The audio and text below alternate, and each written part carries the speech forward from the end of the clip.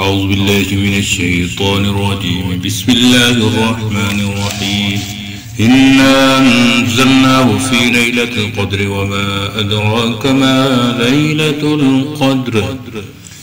ليلة القدر خير من 1000 شهر.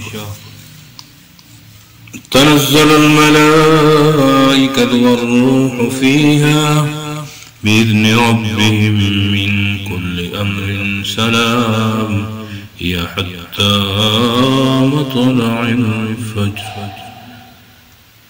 صدق الله العظیم. انا انزلناه، بے شک ہم نے نازل کیا قرآن مجید کو فی لیلۃ القدر، لیلۃ القدر کے اندر. وما ادراک ما لیلۃ القدر، تجھے کیا معلوم لیلۃ القدر کیا ہے؟ لیلۃ القدر خیر من 1000 شہر. لیلۃ القدر کی عبادت 1000 مہینے کی عبادت سے بہتر ہے. ماہ مقدس رمضان المبارک کی راتوں میں سے ایک رات لیلۃ القدر کی رات ہے، جس کے بارے میں حضور نبی کریم صلی اللہ علیہ وسلم کی امت پر رب ذوالجلال کی طرف سے ہونے والی خصوصی عنایات میں سے ایک عظیم عنایت اور رحمت ہے. قرآن کریم میں اس رات کو 1000 مہینوں سے افضل قرار دیا گیا. 1000 مہینے کے 83 برس 4 ماہ بنتے ہیں. جس خوش نصیب نے اس رات کو عبادت میں گزار دیا، اس نے گویا کہ 83 برس 4 ماہ سے زیادہ زمانہ عبادت میں گزارا. پہلی امتوں کی عمریں سینکڑوں سال ہوتی تھی.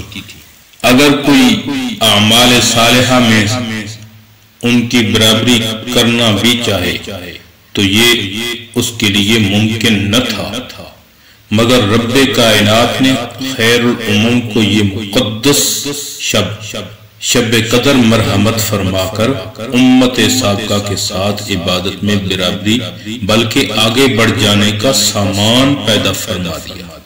اگر کسی خوش نصیب کو زندگی بھر میں صرف 10 راتیں ہی عبادت میں گزارنے کی توفیق نصیب ہو جائے تو گویا کہ 833 برس 4 ماہ سے بھی زیادہ کا زمانہ کامل عبادت میں گزارنے کا ثواب حاصل ہو جائے گا. کیا کوئی ٹھکانہ ہے اس رب کائنات کی رحمت کا؟ پھر بھی اگر ہم اس رات کی عبادت، اس رات کی اس عظیم فضیلت کو حاصل کرنے کی کوشش نہ کریں اور مہینہ بھر غفلت میں گزار دیں تو کسی کا کیا نقصان ہے؟ اپنی ہی بد نصیبی اور محرومی ہے. ایک دوسرے کے آگے بڑھنے کی کوشش میں لگے رہتے ہیں.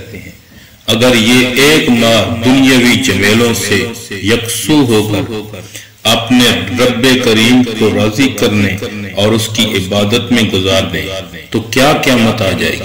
شب قدر کی اہمیت بیان کرنے کے لیے قرآن کریم کی بیان کردہ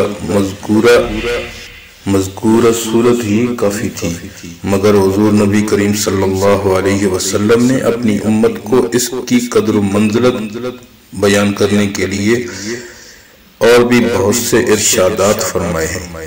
آپ صلی اللہ علیہ وسلم نے فرمایا کہ جو شخص لیلۃ القدر میں ایمان کے ساتھ اور ثواب کی نیت سے عبادت کے لیے کھڑا ہو، اس کے پچھلے تمام گناہ معاف کر دیے جاتے ہیں.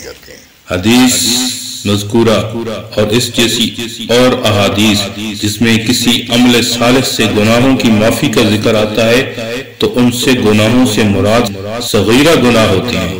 اس لیے قرآن کریم میں کبیرہ گناہوں کی معافی کو توبہ کے ساتھ مقید کر دیا. علماء کا اس بات پر اجماع ہے کہ کبیرہ گناہ توبہ کے بغیر معاف نہیں ہوتے.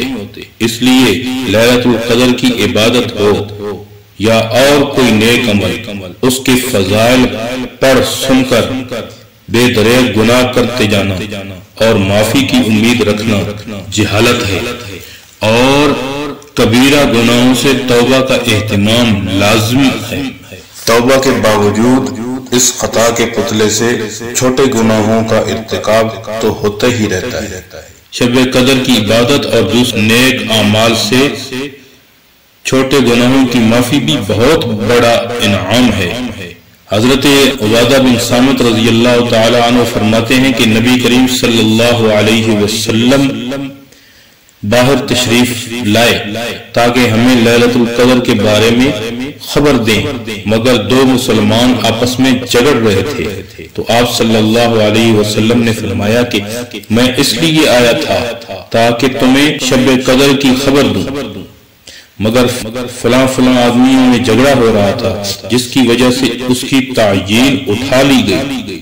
کیا بعید ہے کہ اٹھا لینا اللہ کے علم میں بہتر ہو؟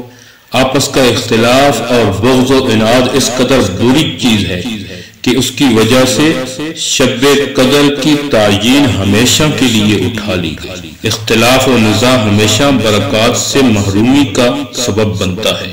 حضور صلی اللہ علیہ وسلم نے عام مسلمانوں کی آبروریزی کو بدترین خبیث ترین سود قرار دیا۔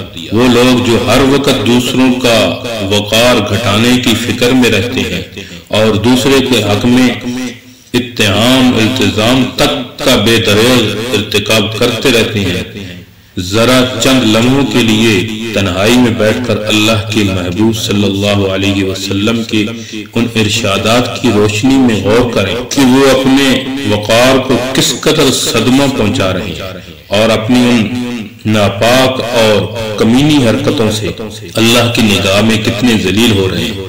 لیلۃ القدر اور آخری عشرہ، یعنی اگرچہ لیلۃ القدر کی حتمی تعیین کا علم اٹھا لیا گیا، مگر احتمال کی درجے میں حضور صلی اللہ علیہ وسلم نے آخری عشرے کی طاق راتیں عبادت میں گزارنے کا حکم فرمایا ہے۔ جمہور علماء کے نزدیک رمضان خواہ 29 کا ہو یا 30 کا ہو، آخری عشرہ 21ویں رات سے شروع ہوتا ہے۔ اس حساب سے اس حدیث کے مطابق شب قدر کی فضیلت حاصل کرنے کے لیے 21، 23، 25، 27، 29 کی رات کو عبادت کا خوب اہتمام کرنا چاہیے۔ حضور صلی اللہ علیہ وسلم لیلۃ القدر ہی کی فضیلت پانے کے لیے رمضان کے آخری عشرے کا اعتکاف فرمایا کرتے تھے۔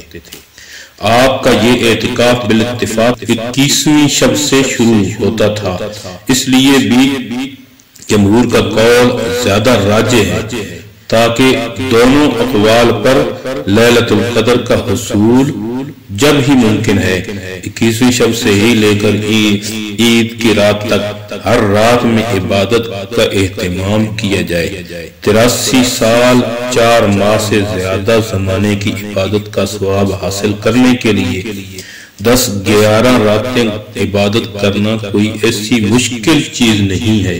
اللہ کے پیغمبر صلی اللہ علیہ وسلم نے فرمایا کہ اگر تمہیں وہ رات مل جائے تو یہ دعا کریں، اللہم انک عفو کریم تحب العفو فاعف عنی۔